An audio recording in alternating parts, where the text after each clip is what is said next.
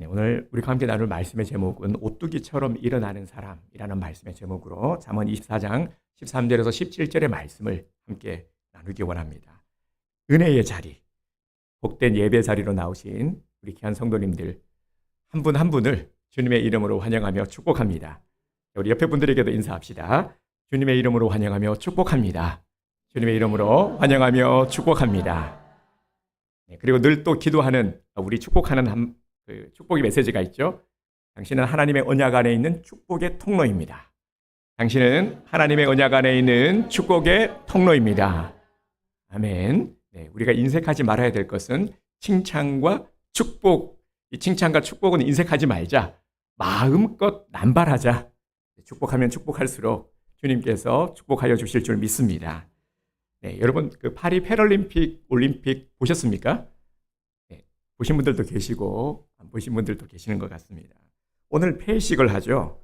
네, 패럴림픽은 장애인들의 올림픽이라 할 수 있습니다. 네, 이번에 출전한 선수 중에 김황태 선수가 있는데요. 이 선수의 이야기가 많은 이들에게 감동을 주고 있습니다.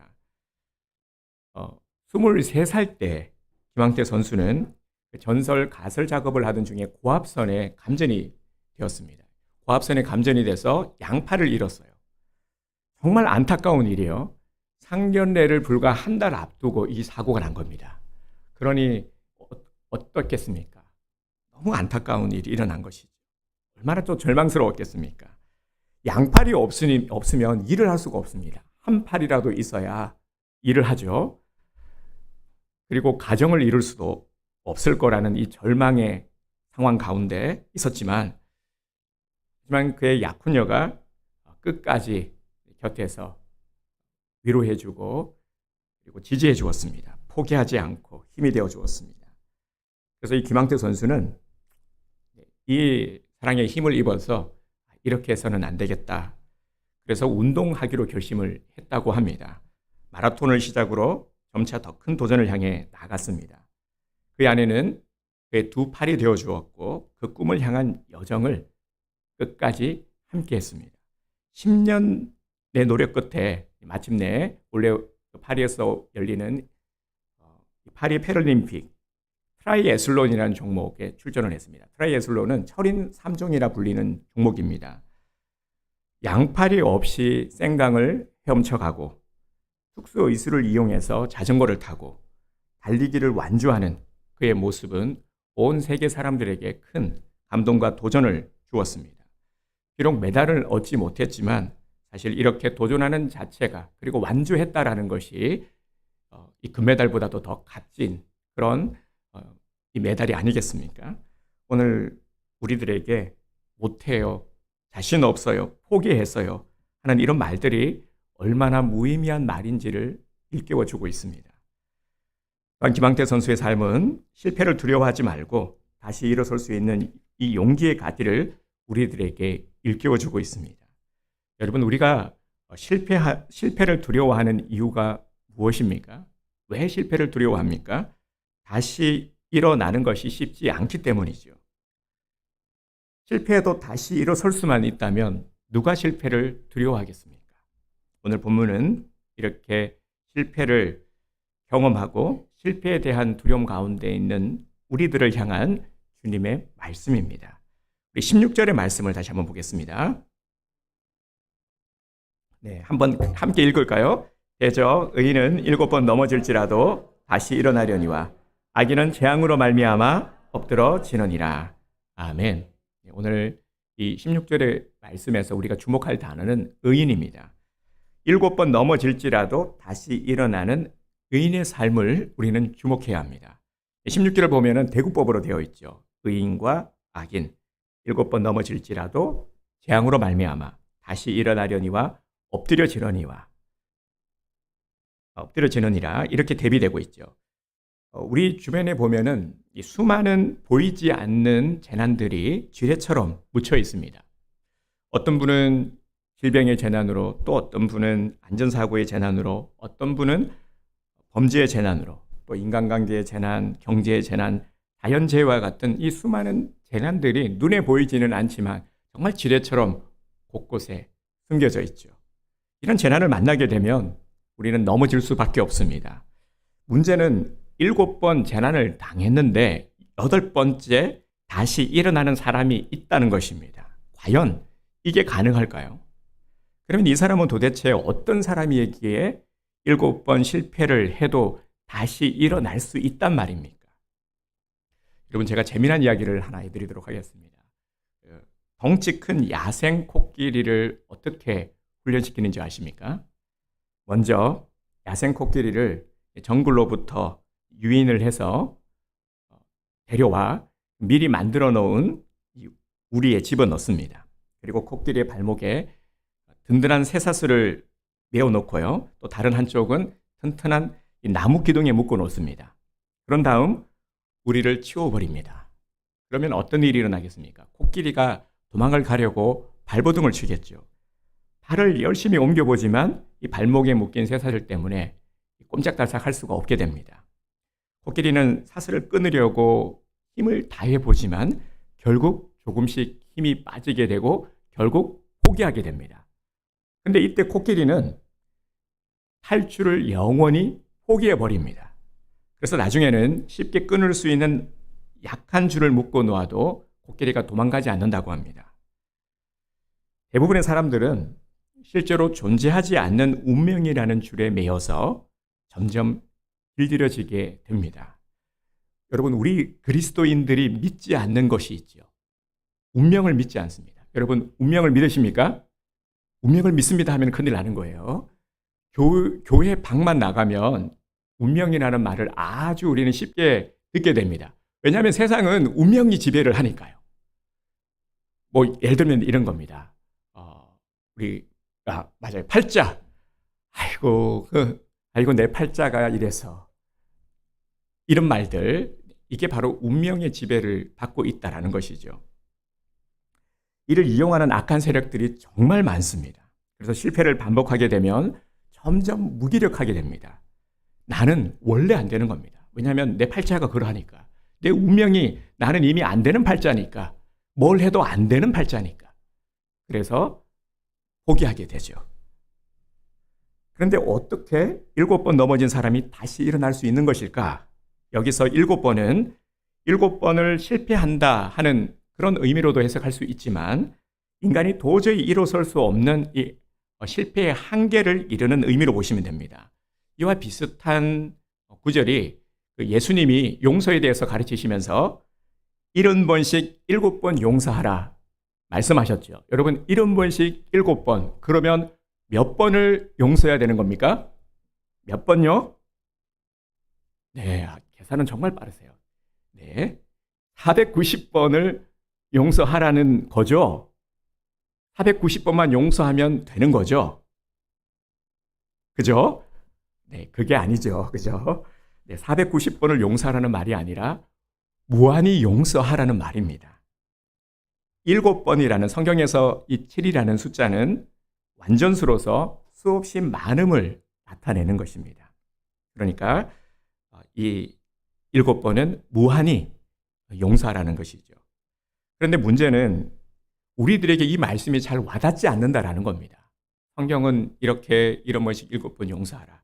그리고 또 7번 넘어져도 8번째 다시 일어나라 말씀을 하고 있지만 이 말씀이 잘 와닿지 않습니다. 감동이 잘 되지 않아요. 7.8기 이런 말들 참 많이 들어왔지만 7번 넘어졌다가 8번째 일어나는 이런 사례를 우리가 잘 보지 못했기 때문에 우리는 좀 긴가민가한 그런 마음들이 있는 것이죠. 우리 주변에 보면 실패한 사람들이 굉장히 많습니다. 상처가 많으신 분들의 공통된 점은 실패의 경험 때문이죠. 실패를 경험하면 다시 일어나지 못하고 이 상처와 고통 속에서 살아가게 됩니다. 그렇다면 실패를 모르는 이 사람은 도대체 누구일까요? 7번씩 넘어졌는데 다시 일어날 수 있는 비결은 과연 무엇일까요? 16절을 다시 보겠습니다. 대저 의인은 7번 넘어질지라도 다시 일어나려니와 악인은 재앙으로 말미암아 엎드러지느니라. 아멘. 의인. 여기서 의인은 누구입니까? 의인이라 불리는 자에게서 볼 수 있는 특징은 그 분명한 특징이 뭐냐면 바로 하나님을 찾는 모습입니다. 그러니까 의인은 하나님을 찾는 사람, 하나님을 찾는 사람의 모습이 어떠합니까? 하나님의 말씀을 붙들고 그 말씀대로 살려고 몸부림치는 사람이 바로 누구라고요? 의인입니다. 여러분, 우리가 말씀을 놓치고 살면은 무엇을 잊어버립니까? 내가 말씀을 놓쳤어. 그러면 무엇을 놓친 거죠? 하나님을 놓친 것이죠. 하나님을 잊어버린 것입니다. 반대로 우리가 말씀을 붙들고 살면은 하나님을 절대 잊어버릴래야 잊어버릴 수가 없는 것이죠. 그렇기에 말씀이 생명이요, 말씀이 능력이요, 말씀이 다시 나를 일으키는 능력이 되는 것입니다. 그래서 의인은 어떠한 삶을 산다고요? 말씀의 귀를 기울이고 말씀을 내 삶 속에 녹이면서 사는 사람입니다. 그러면 하나님께서 환난과 재난 가운데 넘어진 자들을 다시 일어서게 하시는 목적이 무엇일까요? 왜 하나님께서 넘어진 자를 일으켜 세우시는 것일까요? 그것은 바로 하나님을 드러내기 위해서, 하나님을 보여주기 위해서입니다. 우리 이 찬양 다 아실 겁니다.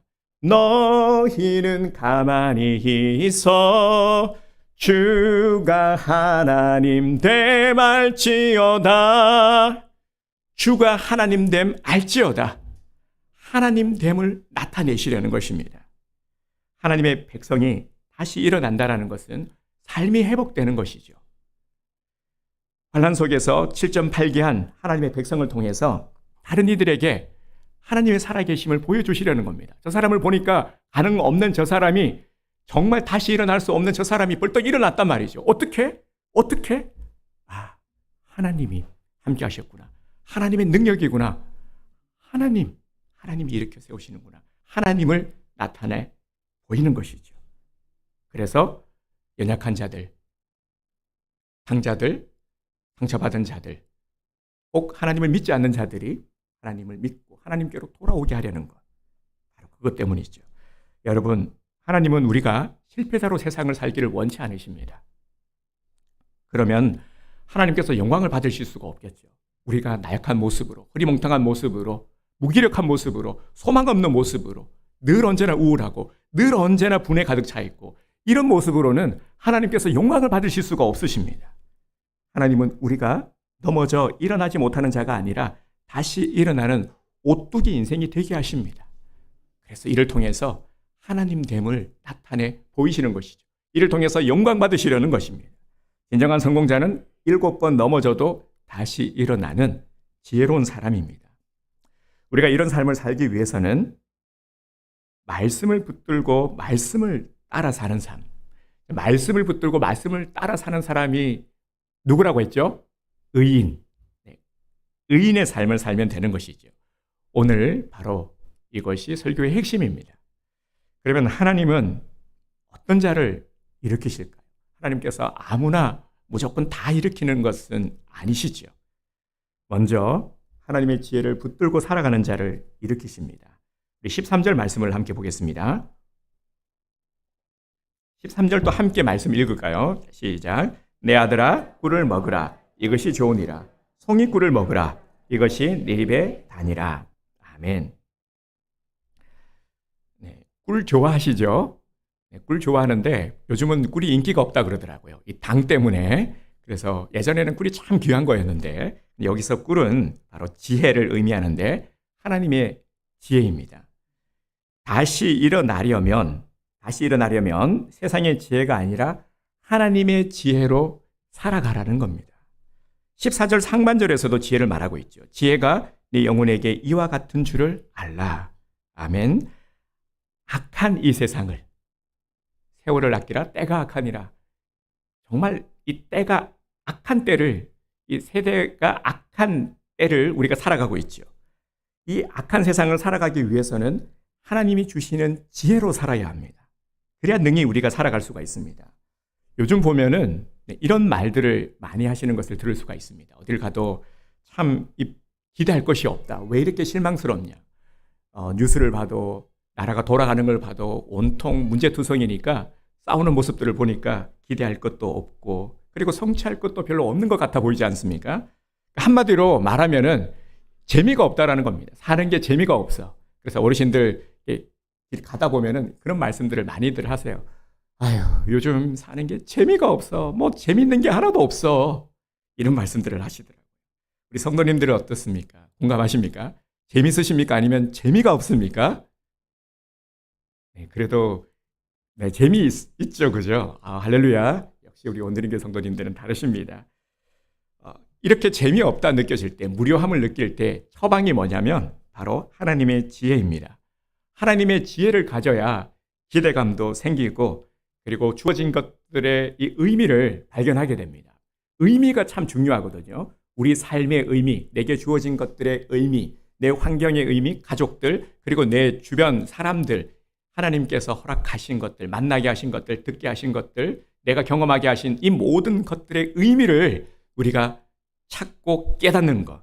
그러면 절대로 무료하거나 재미없을 수는 없죠. 뭐 순간순간 재미없다 느낄 수는 있지만, 하지만 하나님의 은혜를 경험하기 때문에, 그리고 기쁨과 감사를 느끼기 때문에 참 이 행복한 삶을 살아갈 수 있게 되는 것이죠. 처방이 바로 뭐냐? 하나님의 지혜가 있어야 된다.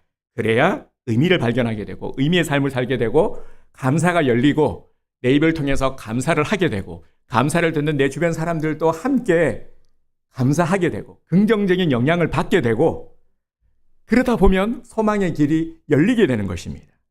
이것이 누구에게만요? 아무에게가 아니라 의인에게만 주어지는 아주 특별한 하나님의 선물인 것입니다. 오늘 이 선물을 우리 온누림교회 성도님들 모두가 다 받게 될 줄 믿습니다. 그래서 하나님께서 말씀하시는 것이죠. 하지만 악인은 실패했을 때 헤어나올 수 있는 방법이 없습니다. 도저히 방법이 없는 겁니다. 오늘 우리 성도님들은 하나님의 지혜로 다시 일어나게 되기를 주님의 이름으로 축복합니다. 또 어떤 자를 일으키십니까? 하나님이 일으키시는 자, 소망을 잃지 않는 자를 하나님은 일으키십니다. 우리 14절도 함께 말씀 선포하도록 하겠습니다. 지혜가 내 영혼에게 이와 같은 줄을 알라. 이것을 얻으면 정령이 네 장래가 있겠고 네 소망이 끊어지지 아니하리라. 아멘. 왜 소망이 끊어졌을까요? 실패했기 때문입니다. 실패하면 소망이 끊어지고 낙심된 마음이 찾아옵니다. 우리 경험해 보신 분들은 다 아시겠지만 한번 낙심되면요, 이 마음이 한번 들면은 이 실망감과 낙심된 마음이 우리 안에 자리 잡게 되면은 이게 좀처럼 잘 회복되지가 않습니다. 아주 오래 지속이 되죠. 이렇게 지속되는 상태를 우울증이라 진단하기도 합니다. 이러한 낙심의 늪에서 벗어나려면 하나님의 말씀밖에 없습니다. 약을 먹는 것도 한계가 있죠. 말씀을 붙들어내야 이겨낼 수가 있는 것입니다. 말씀을 붙들면은 내 시선이 위를 향하게 됩니다. 말씀을 잘 보세요. 말씀을 붙든다. 시선을 위로 향하게 되고 그리고 우리가 하나님께 집중하게 되죠. 그런데 그렇지 않으면은 자꾸 내 문제를 바라보게 되고 문제를 바라보게 되면은 이 문제가 점점 커집니다. 그래서 감당할 수 없는 삶의 무게, 내가 도저히 넘어설 수 없는 이 벽처럼 느껴지는 겁니다. 계속 문제를 바라보게 되고 계속 그것을 반복해서 생각하게 되고 그러다 보면은 내 마음이 병들게 되죠. 그래서 우리의 시선을 어디다 두라고요? 낙심하지 않으려면 위를 둬야 됩니다. 아래로 보게 되면 문제를 바라보게 되고 문제에 갇히게 되는 것입니다. 그리고 하나님은 평소에 다른 사람의 손을 잡아주는 자를 일으켜 주십니다. 자, 우리 17절도 우리 함께 말씀 읽도록 하겠습니다. 내 원수가 넘어질 때에 즐거워하지 말며 그가 엎드러질 때에 마음에 기뻐하지 말라. 아멘. 우리 속담 중에 사촌이 땅을 사면 배가 아프다 하는 말이 있죠. 실제로 그렇지 않습니까? 사람인지라 우리 가까이에 있는 뭐 형제라든지 아니면 우리 가까이 나하고 친한 사람인데 그런데 나하고 처지가 비슷했어. 동병상련일 때는 참 좋았는데 근데 어느 날 갑자기 막 엄청 좋은 일이 있어요. 그러면 일단 좋죠. 하지만 또 한편은 어떻습니까? 갑자기 좀 서운한 마음과 좀 시기의 마음도 들지 않습니까? 같이 좋으면 좋으련만 혼자 좋아지게 되면 왠지 모를 좀 소외감과 함께 서운한 마음이 들기 마련이죠. 사람인지라. 이런 마음들이 있습니다. 그래서 이 남이 우리 안에는 물론 하나님께서 우리를 선하게 만드셨지만 이 죄성이라는 것이 있어서요. 이것이 항상 걸리게 됩니다. 그래서 남이 잘 되는 꼴을 잘 못 봐주는 마음, 내가 특별히 어떤 뭐가 나서가 아니라 문제가 있어서가 아니라 이것도 정상적인 마음입니다. 그래서 우리 안에 도사리고 있는 온갖 이 것들이 밖으로 표출이 될 때 악이 되는 것이죠. 그래서 우리 안에 있을 때에 이걸 잘 다스려야 되는 것입니다. 말씀을 통해서 말이죠. 근데 이게 밖으로 나와버리면 속에 담고 있던 것들이 생각이 툭 나와버리면 이게 상대방에게 상처가 되는 것입니다. 그리고 또 이로 인해서 낙심하게 되는 것이죠. 근데 우리는 이 17절의 말씀처럼 그러면 안 되는 겁니다. 어떻게 하라고요? 실패한 자의 손을 잡아주는 것. 이게 우리가 해야 할 일입니다. 이게 참 쉽지는 않죠. 실패한 자의 손을 잡아주라. 그래야 되면 아는데, 그러면 좋겠는데, 그런데 이걸 실천하는 것이 참 쉽지 않습니다. 근데 다시 한번 우리 한번 생각해 봅시다. 우리 그런 말이 있죠. 성경에 보면은 알지만 우리가 쉽게 잘 받아들이지 못하는 말씀들이 있어요. 예를 들면 이런 것들입니다. 섬김을 받으려면 어떻게 하라고요? 먼저 섬기라는 것이죠. 근데 먼저 섬기는 것이 쉽습니까? 그렇지 않습니다. 근데 우리가 왜 잘 안 되느냐 하면은 우리는 항상 잘 따집니다. 손익 계산이라든지 현실에 있어서 내게 유익이 되는 것이냐 안 되는 것이냐 이런 것들을 잘 따지기 때문에 내가 손해 나는 것은 잘 하지 않으려고 합니다. 이게 본능인 것이죠.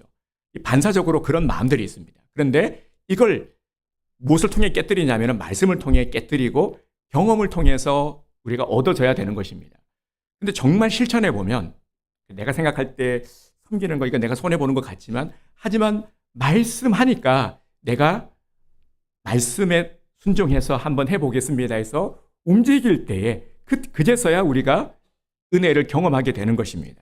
근데 참 놀라운 것은요. 섬김을 받으려고 섬기는 게 아니라 처음에는 그렇게 하더라도 이 섬김뿐 아니라 이 속에는 하나님께서 숨겨놓으신 많은 보물들이 담겨 있습니다. 이 순종을 통해서 많은 것들을 함께 부어주신다는 것을 알아야 됩니다. 우리의 믿음의 너비가 그릇이 점점 커지면 커질수록 많은 은혜의 복들을 담을 수 있게 하는 것이죠. 그래서 하나님께서는요, 우리가 어떤 특별한 뭔가 어떤 트레이닝을 받고 막 훈련을 받고 그게 아니라 정말 순수히 이렇게 예배를 통해서 말씀을 우리가 묵상하고 그리고 큐티하면서 말씀을 차곡차곡 담고 한 절이라도 내가 순종을 할 때 그렇게 자라가게 하시는 겁니다. 이게 너무너무 중요합니다. 어떤 특별한 게 아니라 우리에게 말씀하였는 것, 우리가 알고 있는 것, 익히 알고 있는 것을 믿음으로 순종할 때 믿음의 세계, 은혜의 세계를 열어주시는 것입니다. 가만 생각해 보세요. 여기에 걸리니까 이걸 안 하니까 말씀을 듣고 감동은 되고 은혜는 되지만 그 이상의 것을 우리가 얻지 못하는 경우가 너무나도 많은 겁니다. 이것도 마찬가지예요. 17절도요. 하나님께서 어떤 자를 일으켜 주시느냐? 실패한 자의 손을 잡아 우리가 잡는 것, 정말 우리가 다가가는 것, 이건데 이런 자를 일으켜 주신다고 하시는데요. 이 일으켜 주는 것에는 많은 것들이 포함되어 있다는 것입니다. 이것을 우리가 바라보고 깨달을 수 있어야 합니다. 정말 우리가 주의해야 할 것이 다른 사람의 실패를 즐기지 말아야 됩니다. 세상에 나가보면 이런 일들이 많죠. 우리 그 얘기를 하더라고요. 남자들이 친해지려면 일단 공통의 관심사, 부동산, 주식, 아니면 군대 이야기, 군대에서 축구한 이야기 하면은 그냥 바로 그냥 밤새잖아요. 이렇게 공통의 관심사를 이야기하면서 친해지는데 여성들이 친해지는 제일 좋은 방법, 여자들이 사회에서 여자들끼리 관계를 잘할 수 있는 방법이 공공의 적을 까면서 친해진다고요. 그래서 너 누구 알아? 그 사람? 너무 재수없지 않아? 맞아, 진짜 재수없어. 맞지? 그래야 되는데 아니야. 그렇게 말하면 안 되지 하면은 이제 그다음부터 쌩해지는 거죠. 네. 하지만 말이죠. 네. 우리에게는 지혜가 필요한 것입니다. 그럴지라도 우리가 다른 사람의 실패, 다른 사람의 어떤 허물을 들추어내고 뒷담화를 하고 그러지 않아도요. 하나님 주신 지혜로 관계를 잘 할 수 있습니다. 네. 성경의 말씀대로 하면 왕따 되는 거 아니에요? 절대 그렇지 않습니다. 하나님의 지혜는 모든 것들보다 위에 있다는 것을 아셔야 합니다. 다른 사람의 아픔을 알고도 일부러 외면하는 것, 이것이 바로 즐기는 겁니다. 외면하는 것. 남의 불행을 즐기는 것, 예수님의 가르침이 아닙니다. 예수님께서는 절대로 그렇게 말씀하신 적이 없습니다. 예수님은 어떻게 하셨습니까? 웃는 자와 웃고 우는 자와 함께 울라 말씀하셨죠. 실패자와 마음을 나눌 때에 하나님은 나의 마음을 아시고 그리고 내가 실패할 때 나를 일으키십니다. 여러분, 우리가 보면은 주변에 우리 태신자들, 그리고 우리가 영혼을 품고 기도하고 있는 분들이 있죠. 지금은 전도하기가 참 힘들다고 합니다. 하지만 우리가 전도해야 될 자들이 있어요. 우리 가족도 그렇고 가까이에는, 그리고 우리의 이웃들 중에, 우리의 회사원들 중에서도 일하는 일터에서도 내가 만나는 사람들이 있습니다. 근데 그들을 품고 우리가 기도하죠. 어떻게 전도해야 되겠습니까? 기회를 잡아야 되는 것이죠. 우리가 열심히 기도하다 보면은 섬길 수 있는 기회가 반드시 있습니다. 보통 때는 콧방귀를 뀌는 사람도요, 연약해진 상태, 실패를 경험한 상태, 정말 마음이 어려운 상태에서 다가가 손을 잡을 때 엄청난 감동을 느끼게 됩니다. 이럴 때 그리스도의 사랑을 우리가 전할 수 있는 것이죠. 그래서 이것이요, 너무너무 중요합니다. 손을 잡을 때에 그 사람도 일어나게 되고 나도 함께 일어나는 역사가 일어나게 되는 것입니다. 한 영혼이 주님께로 돌아오게 되는 역사, 이거는 너무 주님께서 기뻐하시는 일이죠. 사랑하는 성도 여러분, 그러면 지금 나는 어떤 모습으로 살아가고 있습니까? 이제 말씀의 거울을 비춰 나를 한번 바라보기를 원합니다. 나의 모습은 어떻습니까?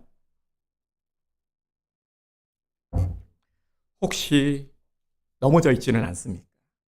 우리 성도님들 보면 요즘 우리 이번 여름은 너무 더웠어요. 그죠?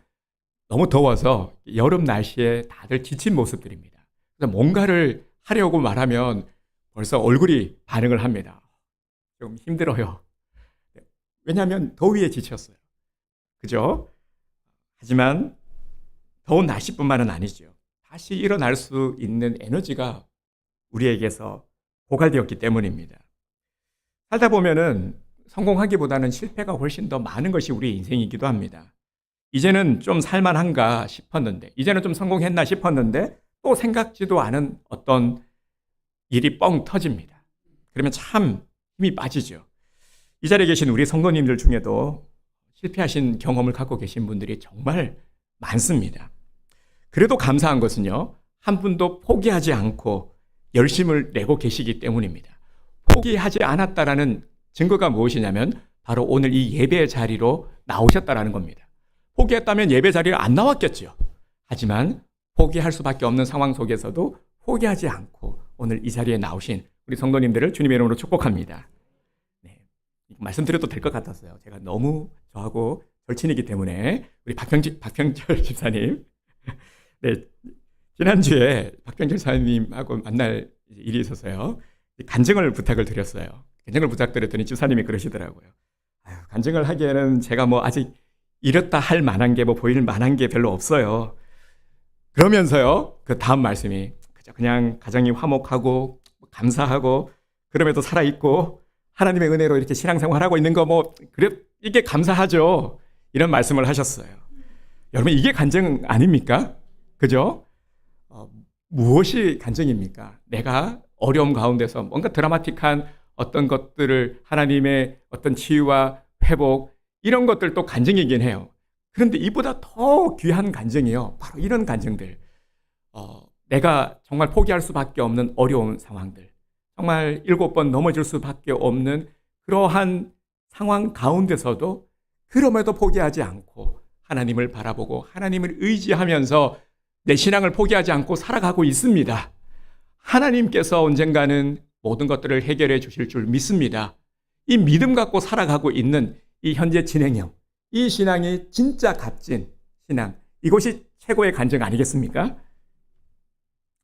여러분, 우리가 실패하는 원인이 어디에 있습니까?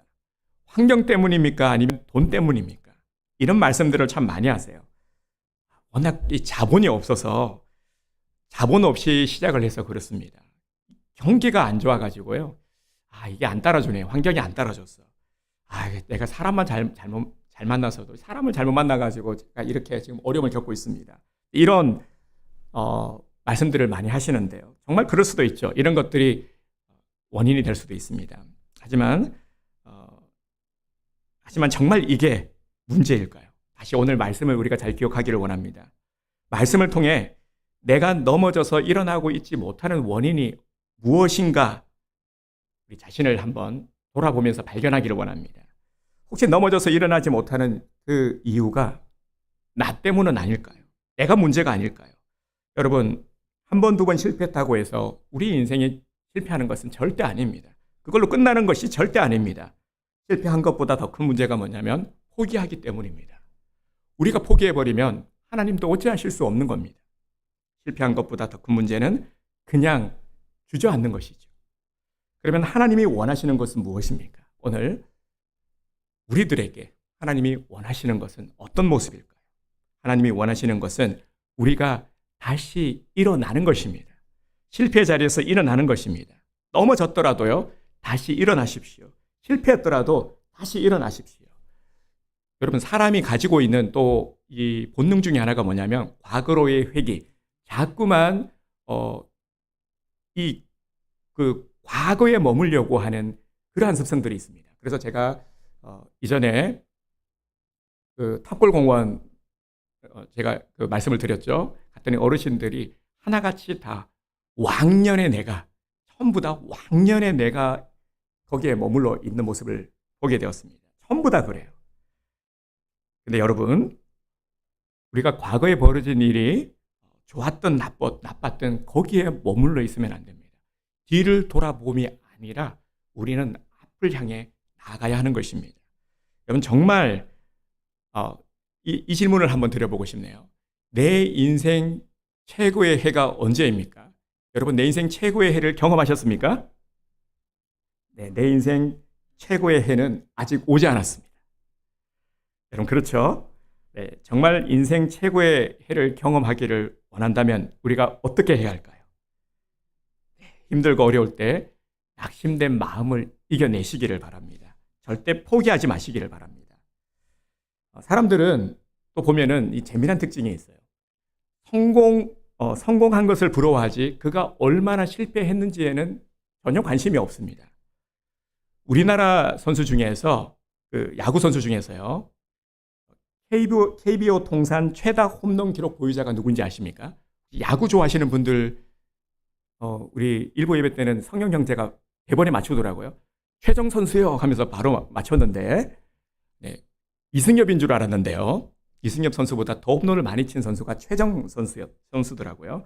이 선수가 홈런을 480개를 쳤습니다. 네, 엄청 많이 친 거예요. 홈런 한 개 치기도 진짜 어려운데 480개를 쳤는데 그러면 삼진은 몇 개 당한 줄 아십니까? 네, 이거 어떻게 알아요, 그죠, 우리가? 제가 기록을 보니까요, 홈런의 개수는 정확하게 480개라고 되어 있는데, 삼진은 하도 많이 당해가지고요, 1,500개 이상이라고 되어 있더라고요. 이걸 셀 수가 없는 거예요. 삼진을 하도 많이 당해가지고. 이승엽 선수도 마찬가지예요. 이승엽 선수도 홈런을 467개를 쳤는데, 삼진 아웃은 1,500개 이상, 이렇게 되어 있더라고요.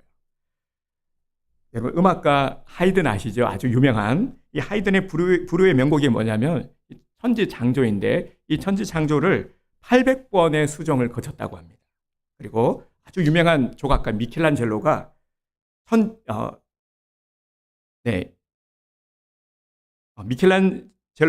미켈란젤로의 명작이 천지창조고 제가 말씀을 잘못 드렸네요. 이 천지창조가 약 2,000번의 수정을 통해서 완성이 되었다고 합니다. 근데 만약에 중간에 포기해버렸다면, 너무 힘들어서 포기했다면 불후의 명작, 불후의 명곡은 나오지 않았겠죠. 그리고 그 유명한 에디슨이 백열등을 발견을 했죠. 그 과학자들은 실험 일지를 씁니다. 그래서 정확하게 첫 번째 실험, 두 번째 실험 이렇게 기록이 남아 있는데 1267번이나 실패를 했다고 합니다. 그때 포기하려고 할 때 친구가 찾아와서 이런 말을 했다고 합니다. 기왕 한 거 그냥 1300번 채우고 포기하지 뭐. 그게 좋지 않겠어? 라고 말했더니 에디슨이 그 말의 힘을 얻어서 1268번째 실험에서 백열등 발명에 성공을 했다고 합니다. 성공의 필수 요건이 실패임을 우리는 잊지 말아야 합니다. 특히 우리 학생들, 청년들, 그리고 내가 젊다 생각하시는 우리 모든 성도님들 다 이 말씀을 꼭 가슴에 잘 새기시길 바랍니다. 그렇게 실패가 문제가 아닌 것이죠. 포기하는 것이 문제가 되는 것입니다. 여러분, 실패의 정의가 무엇인지 아십니까? 어떤 분이 실패에 대해서 아주 유명한 말을 했습니다. 실패란 넘어지는 것이 아니요 다시 일어서기를 포기하는 것이다. 제가 한 건 아니고요. 출처는 불분명하지만 우리 인생에 정말 이런 자세가 필요합니다. 실패의 자리에서 다시 한번 하나님의 뜻을 살피고 오뚜기처럼, 여러분 오뚜기를 한번 머릿속에 떠올려 보십시오. 오뚜기는 아무리 넘어뜨려도 뻘떡뻘떡 다시 일어나지 않습니까? 그렇게 일어나는 자세가 우리에게 필요한 것입니다. 이를 누구보다도 잘 보여주신 분이 예수님입니다. 여러분, 예수님의 십자가를 바라보십시오. 십자가는요, 세상적 관점에서는 실패의 상징입니다. 십자가는 실패죠. 예수님은 세상의 관점에서는 실패한 자입니다. 십자가에 못 박혀 고난을 당하고 돌아가셨으니까요. 아주 처참하고 비참한 결과이죠. 하지만 하나님의 관점에서는 실패가 아니라 승리입니다. 최고의 승리이죠. 십자가는 부활로 나아가는 승리의 통로입니다. 하나님은 우리가 넘어져서도 다시 일어나는 오뚜기 인생이 되기를 원하십니다. 우리가 일어날 수 있는 이유는 내 능력으로 내가 뭔가를 잘해서가 아니라 힘이 있어서가 아니라 하나님이 나와 함께 하시기 때문입니다. 나를 일으켜 세워주시는 하나님이 계시기 때문이죠. 하나님이 나와 함께 하신다. 하나님이 다시 나를 일으키신다. 연약해지는 순간 연약함의 장소, 늘 언제나 우리가 이를 선포해야 하는 것입니다. 하나님이 나와 함께 하시오. 하나님이 나와 함께 하시오. 하나님이 나를 일으켜 주시오. 이 믿음만 있으면 우리는 견딜 수 있습니다. 다시 일어날 수 있습니다. 아무리 실패해서도 실패가 아닌 거죠. 왜냐하면 내가 실패로 인정하지 않으니까요. 다만 믿음으로 나아가게 하는 과정일 뿐인 겁니다. 그래서 우리는 다시 말씀을 붙들고 일어나야 합니다. 지친 자리, 피곤의 자리, 많이 피곤하지 않습니까? 그리고 무기력한 자리, 우울의 자리, 상처의 자리, 실패의 자리에서 다시 말씀 붙들고 우리는 일어나야 하는 것입니다. 지금 이 말씀을 듣고 있는데도 혹여나 우리들 안에 좀 부정적인 생각들 드시는 분들이 있을 겁니다. 지극히 자연스러운 일입니다. 말씀을 듣고 있지만 우리 안에는 여전히 과연 그럴까? 지금까지도 나는 안 되는데, 나는 환경이 안 되는데 여전히 연약함이 우리 안에 도사리고 있을 것입니다. 그런데 이것들을 말씀을 통해서 깨부셔야 하는 것입니다. 이걸 넘어서야 하는 것입니다. 그래서 오늘 우리들에게 주님은 우리를 사랑하시기 때문에 연약함을 안고 있기 때문에 그리고 다시 일어나야 할 시점이기 때문에 힘을 내야 하기 때문에 우리들에게 주님께서 말씀하고 계시는 것입니다. 그 방법이 뭐냐? 다른 어떤 것들, 세상이 말하는 복잡하고 어떤 그런 것들이 아니라 하나님 말씀을 의지하라는 것입니다.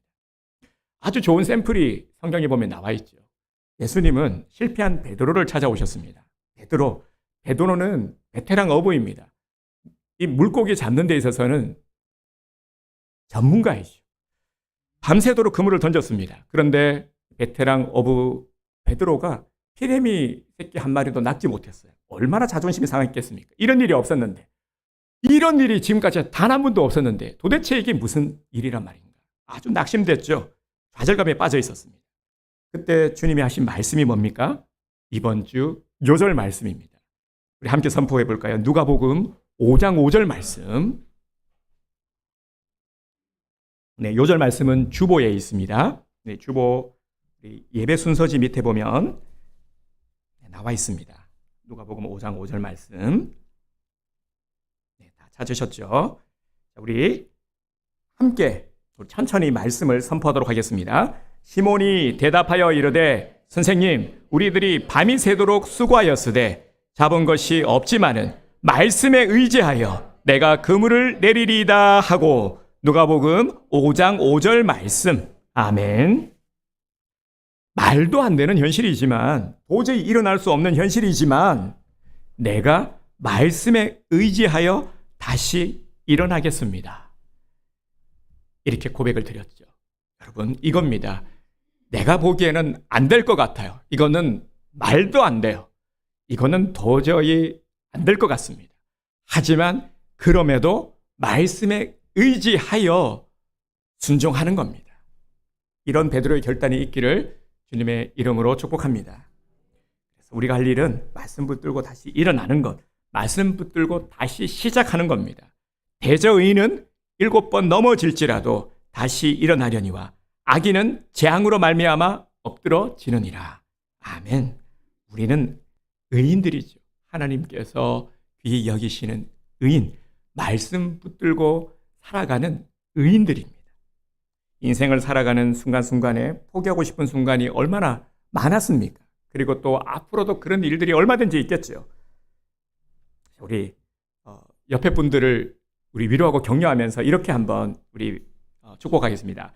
우리 가능하면 우리 직분과 이름과 직분을 불러가면서요. 하나님이 땡땡땡과 함께 하십니다. 자, 이렇게 먼저 인사하겠습니다.